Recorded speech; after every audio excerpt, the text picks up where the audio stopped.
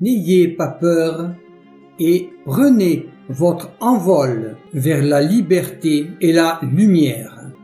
Bonjour. Vidocq salue les humains libérés des conditionnements et contraintes d'un esclavage mental. Lorsque nous savons et voulons regarder l'ensemble des conditionnements, tout devient alors très clair. Il y a ceux qui savent, ceux qui sont susceptibles de savoir, en menant leur combat, et ceux représentant le reste.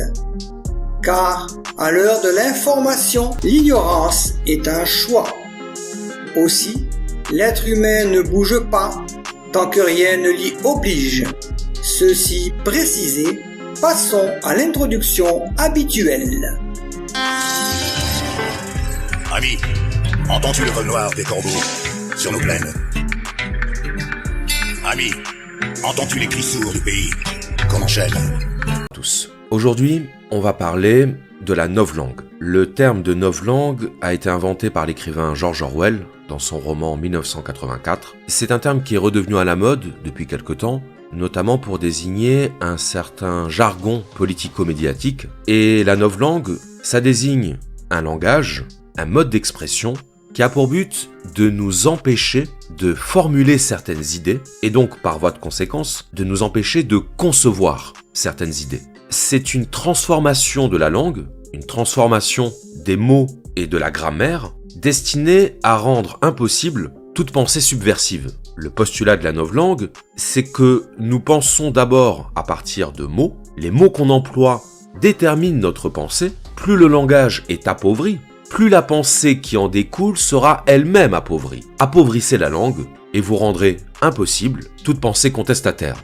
1984, c'est un roman écrit par Orwell en 1948, et ce qu'a voulu décrire Orwell dans 1984, c'est une société totalitaire, au sens moderne, c'est-à-dire qui régit la totalité des comportements, non seulement des actions des individus, mais aussi, et plus fondamentalement encore, de leurs pensées. Un régime totalitaire, ce n'est pas un régime qui contraint seulement les corps, c'est un régime qui contraint les esprits. Parce que dès lors qu'on domine les esprits, il n'y a plus besoin de dominer les corps. En influençant les pensées, on influence les actions. À la source, la dépossession de nos consciences. Croire que le totalitarisme se caractériserait par le recours à la force, c'est passer complètement à côté de l'essence du totalitarisme, à savoir le contrôle des esprits. Quand on contrôle les esprits, on n'a plus besoin de contrôler les corps. Puisque les laisser agir, c'est les laisser accomplir ce qu'on aura introduit dans leur esprit.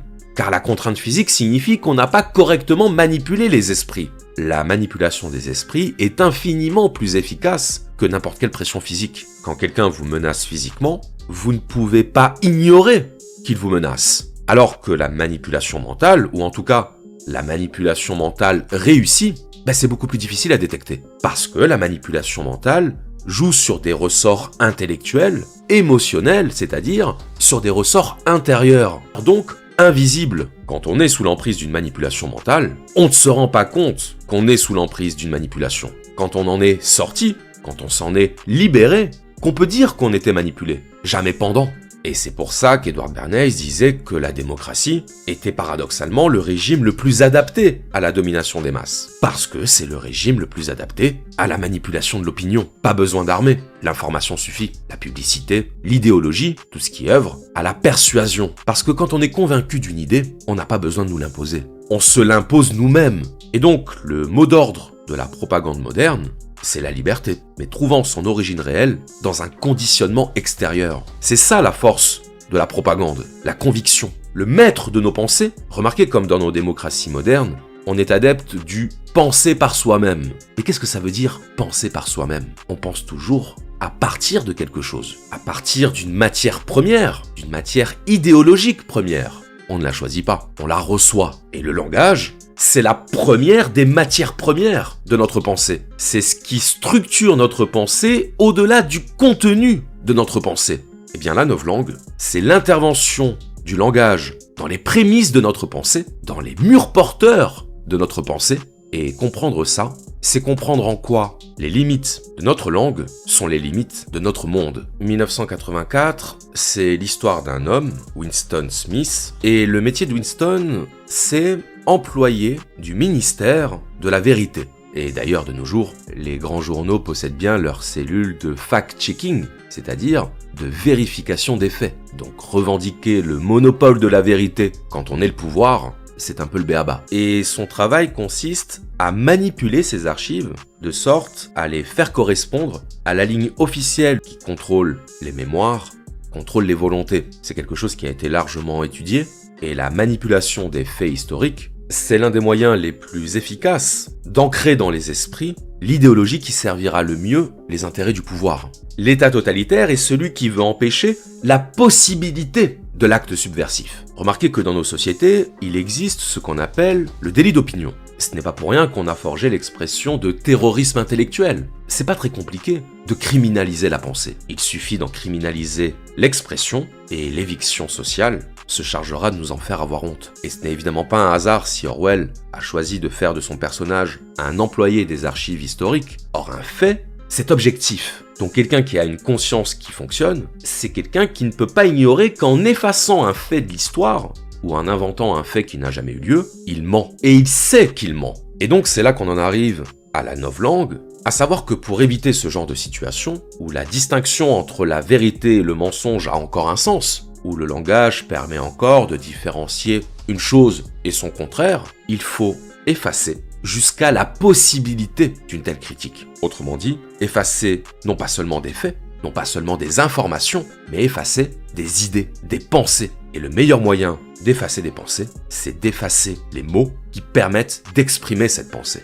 Comment la novlangue fonctionne-t-elle ? Elle fonctionne sur deux principes, la réduction et la dissonance. La réduction, ça veut dire que la novlangue se caractérise par la suppression de certains mots jugés inutiles. En supprimant des mots, donc en réduisant l'étendue du vocabulaire, on induit un appauvrissement de la pensée. À savoir que nos idées sont dépendantes des mots qu'on utilise. Moins on a de mots pour s'exprimer, moins on a d'outils pour penser. 5000 mots, c'est le nombre moyen de mots utilisés par un Français, sachant que la langue française comporte environ 100 000 mots. Pour les informations strictement pratiques, 300 mots suffisent. Moins on a de vocabulaire disponible, moins on est en mesure d'aller vers l'abstraction. Et sans abstraction, sans capacité spéculative, on ne peut pas penser le monde. Penser le monde au sens de penser au-delà de la simple désignation des choses concrètes. Le concept même de pouvoir au sens de pouvoir politique. Ça implique une capacité d'abstraction. Parce que le pouvoir, ce n'est pas une entité physique. L'État n'est pas une entité physique. La liberté n'est pas une entité physique. Et pourtant, ce sont des concepts fondamentaux, des concepts indispensables même, pour pouvoir penser notre condition. Donc, moins on dispose de mots, plus le pouvoir est tranquille. Croire que le pouvoir chercherait à favoriser l'élitisme intellectuel ou l'élitisme scolaire, c'est passer complètement à côté des mécanismes réels de la domination des masses, à savoir la déculturation, l'enseignement de l'ignorance. En appauvrissant la langue, on appauvrit l'esprit critique, on appauvrit nos moyens de production critique. Donc la novlangue, ça consiste à expurger des dictionnaires tous les mots qui traduisent une nuance, une subtilité. On va prendre un exemple qu'on trouve dans 1984, le mot « excellent ». Dans la novlangue, le mot « excellent » n'existe pas. Pourquoi ? Parce que « excellent », c'est une amplification de l'adjectif « bon ». Donc, dans la novlangue, au lieu de dire qu'une chose est excellente, on dira qu'elle est double plus bonne. Au lieu de dire qu'une chose est mauvaise, on dira qu'elle est un bonne. Un étant le préfixe privatif. Autrement dit, l'expression de la nuance ne passe plus par des mots différents, elle passe par des préfixes de quantification, plus ou moins, double plus ou double moins, donc par la simplification et la mécanisation des opérations linguistiques. C'est ça le principe de réduction, appauvrir le langage, appauvrir les possibilités de combinaison lexicale, de sorte à produire une pensée structurellement incapable de désigner certaines réalités. Et ça, c'est très important de le comprendre, parce qu'aujourd'hui, on entend parfois l'idée que l'appauvrissement du langage ne serait pas si grave que ça. Que finalement, étant donné qu'on peut fonctionner sur le plan pratique avec quelques centaines de mots, il faudrait arrêter de vouloir à tout prix que les jeunes aient du vocabulaire, que c'est pas si important de faire des fautes de grammaire, bref, qu'il faudrait arrêter de fétichiser la langue? Eh bien, tout dépend de ce qu'on veut. Si on se fiche d'avoir des outils pour mieux penser le monde, si on voit le langage comme la simple émission de signaux sonores, comme chez les baleines, oui, à ce moment-là, on n'a pas besoin d'avoir un répertoire de 60 000 mots. Mais si on estime qu'avoir des outils linguistiques peut aider à penser la réalité et à penser notre condition, alors là, le problème a du sens. Et ce que montre Orwell, c'est justement que la prison du langage pauvre est une prison sans clé. Parce que pour voir la pauvreté du langage comme un problème, il faudrait posséder le langage permettant de voir en quoi c'est un problème. Donc on n'en sort pas, littéralement. Celui qui n'a pas les outils pour penser sa propre domination est condamné à ne jamais être conscient de sa domination. C'est une tautologie. En d'autres termes, en privant les individus de leurs outils d'analyse et d'interprétation du monde, on s'assure qu'ils ne soient jamais en position, qu'ils n'aient même jamais la volonté de s'opposer à quelque pouvoir que ce soit. Comment peut-on s'opposer à un pouvoir si on n'est même pas conscient que ce pouvoir existe? Appauvrir le langage, c'est tuer dans la conscience des hommes la pensée qui aurait pu faire naître dans leur cœur leur désir d'être libre. Pas de désir de liberté sans conscience de notre asservissement. Et pas de conscience de notre asservissement sans mots pour exprimer l'asservissement. Je citais tout à l'heure la phrase de Wittgenstein, « Les limites de notre langue sont les limites de notre monde. » De notre monde, c'est-à-dire de notre monde mental, de notre univers mental. Or, ce que nous appelons la réalité, ce n'est rien d'autre que la réalité perçue et pensée par l'individu. On aura beau vous dire qu'en réalité, le ciel est rouge, vous continuerez à le percevoir comme étant bleu. Et bien de la même façon, si vous n'aviez jamais entendu parler de liberté, vous ne sauriez pas ce qu'être libre veut dire. D'ailleurs, dans 1984, le mot libre n'a plus du tout la même signification. Libre ne veut plus dire émancipé ou indépendant, mais inoccupé, comme dans la phrase « la voie est libre ». Donc quand on parle de réduction du langage, ça inclut également l'élimination des significations secondaires et figurées. Vous savez que le français est très riche en sens figuré. D'ailleurs, dire que le français est riche, c'est déjà parler au sens figuré. Eh bien, si vous éliminez les significations secondaires et métaphoriques, vous supprimez non seulement des possibilités d'expression, mais vous supprimez également toutes les relations analogiques. Tout ce qui fait que vous pouvez établir des relations, des comparaisons et des parallèles entre les choses. On en revient à l'idée que sans l'abstraction, il y a tout un pan de la réalité qui échappe à notre champ de conscience. Tout ce qui relève du spirituel et du métaphysique, d'une part, mais aussi tout ce qui relève du politique. Si le mot libre se réduit à son sens courant d'inoccupé, ça veut dire que vous pouvez vivre toute votre existence sans ne serait-ce que vous poser la question de votre liberté. Un monde dans lequel le concept de liberté n'existe pas, c'est un monde dans lequel l'esclavage ne posera jamais aucun problème. Car pour que l'esclavage pose un problème, il faut le juger à l'aune d'un critère métaphysico-politique, c'est-à-dire à l'aune d'un critère abstrait, à savoir le critère de la liberté. Donc, sans concept de liberté, pas de concept d'esclavage. Donc, pas de possibilité de penser l'esclavage. Et donc, pas de possibilité de s'opposer à l'esclavage. Le mot renferme l'idée. Et donc, c'est là qu'on en arrive au deuxième principe de la novlangue, après le principe de réduction, le principe de dissonance. Dans 1984, il y a un principe qui régit la vie des citoyens qui s'appelle la double pensée. La double pensée, c'est le fait que deux propositions qui s'opposent puissent être vraies en même temps. Vous connaissez la fameuse phrase d'Hamlet, être ou ne pas être. Bien dans la novlangue, ce serait plutôt être et ne pas être. Être et ne pas être, simultanément, c'est impossible. Logiquement impossible. Parce que les deux propositions s'excluent. De même qu'on ne peut pas simultanément monter et descendre, ou être éveillé et dormir.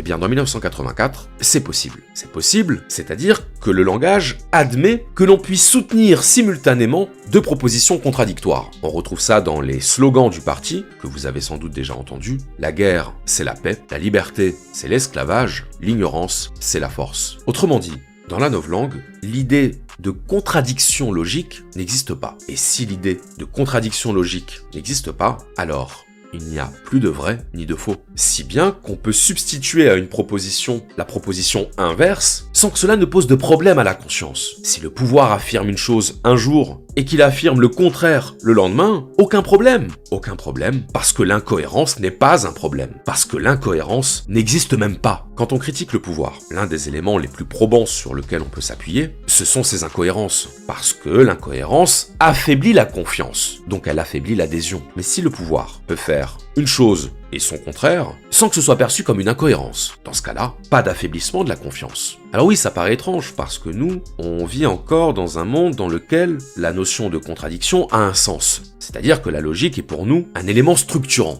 un élément qui permet de dire que les choses ont du sens. Mais dans une logique totalitaire, le sens n'est pas nécessaire. Au contraire même, le sens est un obstacle. C'est un obstacle à l'obéissance aveugle. Le vrai pouvoir, c'est celui qui peut s'émanciper de tout, y compris de ses propres contraintes. Le vrai pouvoir, c'est celui qui peut désobéir à ses propres injonctions. Parce qu'en s'émancipant de ses propres contraintes, le pouvoir prouve son caractère absolu. L'incohérence n'est un problème que pour ceux qui font de la logique, une contrainte à laquelle on doit se soumettre. En refusant de se soumettre à la logique, le pouvoir montre qu'il est le pouvoir. Et ce faisant, il apparaît comme plus puissant encore. On craint d'autant plus la force qui ne se contraint pas. Donc la double pensée, c'est la dissolution de la logique élémentaire, de la logique fondée sur la distinction du vrai et du faux, et qui rend impossible, là encore, toute production d'un discours critique et subversif. Puisque pour que ce discours critique soit valable et cohérent, encore faut-il que la notion de cohérence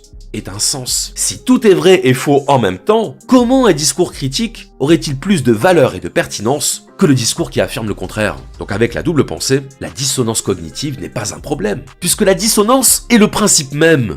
Et cette dissonance ne peut conduire qu'à l'inconsistance, car celui qui peut accepter deux choses logiquement contradictoires n'aura jamais aucune raison de se battre pour l'une d'entre elles. On se bat pour une cause, on prend les armes pour une cause, à partir du moment où on considère que cette cause est juste, qu'elle est la cause juste. Mais si tout à coup, on estime qu'une cause est tout aussi juste que la cause contraire, pourquoi irait-on se battre pour l'une plutôt que pour l'autre? La double pensée est un paralysant de la contestation. Donc vous le voyez, la novlangue agit à plusieurs niveaux. Par le principe de réduction, elle agit sur la conscience des individus en rendant impossible la formation de certaines idées, la conceptualisation de certaines idées, donc la possibilité même de toute critique du pouvoir et de toute revendication de liberté. Et par le principe de dissonance, elle agit sur le comportement des individus en rendant absurde l'engagement en faveur d'une cause, puisque toute cause qui apparaît juste peut simultanément apparaître injuste. La novlangue,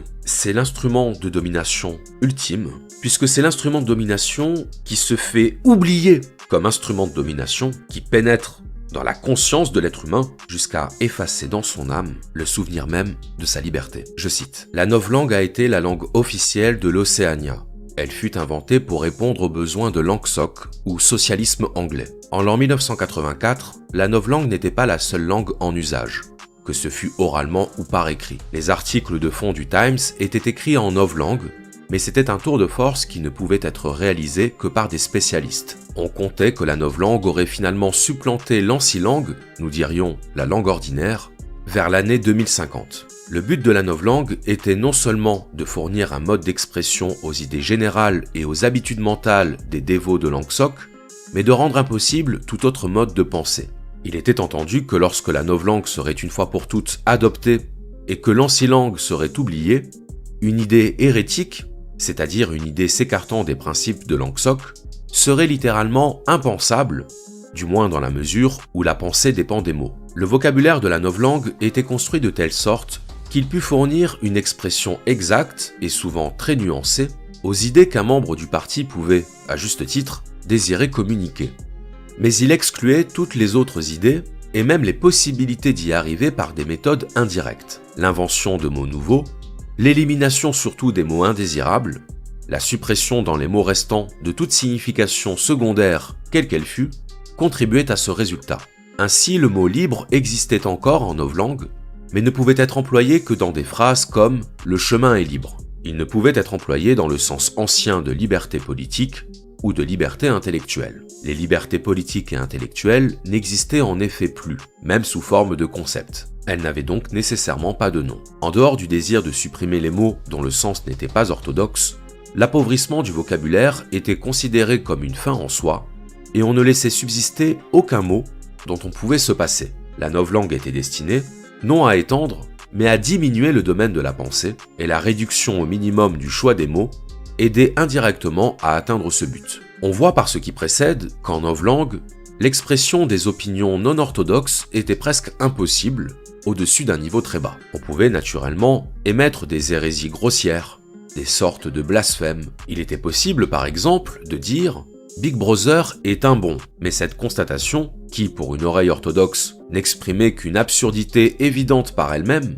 n'aurait pu être soutenue par une argumentation raisonnée, car les mots nécessaires manquaient. Les idées contre Langsock ne pouvaient être conservées que sous une forme vague, inexprimable en mots, et ne pouvaient être nommées qu'en termes très généraux qui formaient bloc et condamnaient des groupes entiers d'hérésie sans pour cela les définir. On ne pouvait, en fait, se servir de la novlangue dans un but non orthodoxe que par une traduction inexacte des mots novlangue en ancilangue. Par exemple, la phrase « tous les hommes sont égaux » était correcte en novlangue, mais dans la même proportion que la phrase « tous les hommes sont roux » serait possible en ancilangue. Elle ne contenait pas d'erreur grammaticale, mais exprimait une erreur palpable, à savoir que tous les hommes seraient égaux en taille, en poids et en force. En 1984, quand l'ancilangue était encore un mode normal d'expression, le danger théorique existait qu'en employant des mots novlangues, on put se souvenir de leur sens primitif. En pratique, il n'était pas difficile, en s'appuyant solidement sur la double pensée,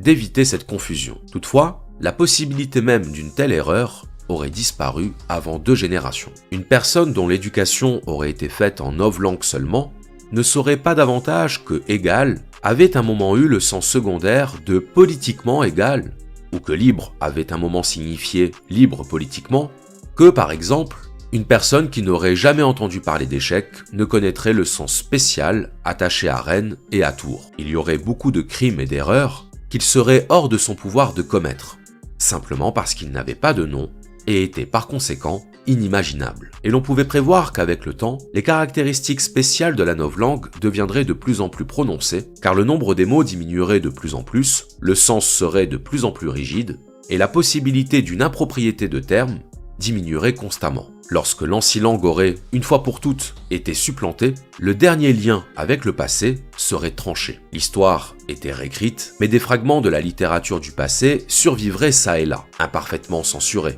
Et aussi longtemps que l'on gardait l'ancilangue, il était possible de les lire. Mais de tels fragments, même si par hasard ils survivaient, seraient plus tard inintelligibles et intraduisibles. Si la domination était quelque chose de facile à détecter, elle ne serait pas la domination. Dénoncer la violence du pouvoir, dénoncer l'autorité de l'État, c'est une chose. Mais s'en tenir à ça, c'est ne pas voir que, pour l'essentiel, le véritable organe de la domination est en nous. Comme dirait la Boétie, les tyrans ne sont grands que parce que nous sommes à genoux. Et nous ne sommes à genoux que parce que nous consentons à l'être. Et vous voilà maître de la conscience d'autrui.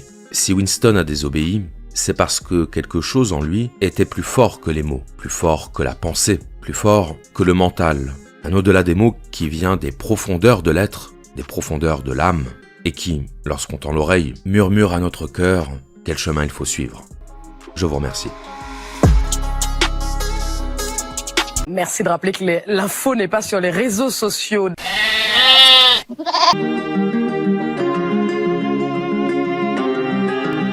ne rater aucun post-it, abonnez-vous. Est-il nécessaire de le dire? Mais surtout, il ne faut pas en rester là. Ne baissons pas les bras et réagissons. C'est nous qui brisons les barreaux des prisons.